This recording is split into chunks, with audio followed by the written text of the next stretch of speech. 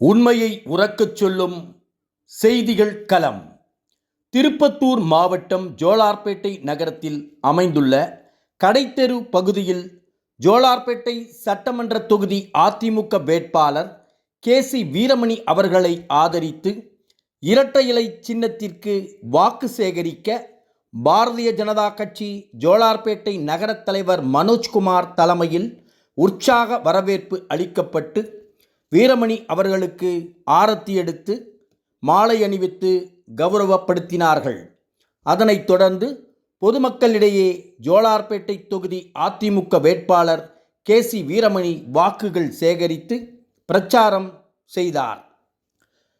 இந்நிகழ்வில் ஜோலார்பேட்டை அதிமுக நகர செயலாளர் எஸ்.பி. சீனிவாசன், பிஜேபி மாவட்ட பொதுச் செயலாளர் கவியரசு, மாவட்ட அயலகப் பிரிவு தலைவர் ரவீந்திரன், அயலகப் பிரிவு துணைத் தலைவர் மணி, மாவட்ட செயலாளர் சுந்தரேசன், நகர பொதுச் செயலாளர்கள் மகேஷ், ஜெயக்குமார், கவிதா, விஜயலட்சுமி, நகர பொருளாளர் செல்வராஜ் மற்றும் 300க்கும் மேற்பட்ட பாரதிய ஜனதா கட்சி நிர்வாகிகள், கூட்டணி கட்சிகள் பலர் கலந்து கொண்டனர்.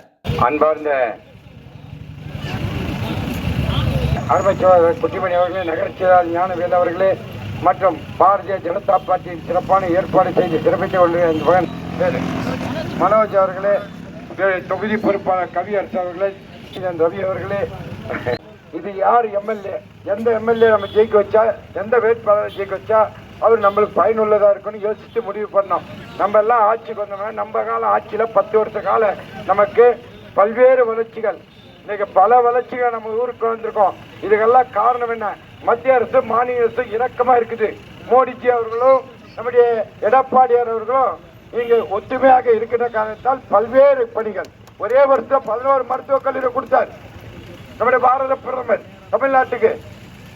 இன்னைக்கு இருக்கக்கூடிய ஆட்சி இன்னைக்கு சொன்னால் ஸ்டாலின் வாக்குறுதி கொடுத்துட்டு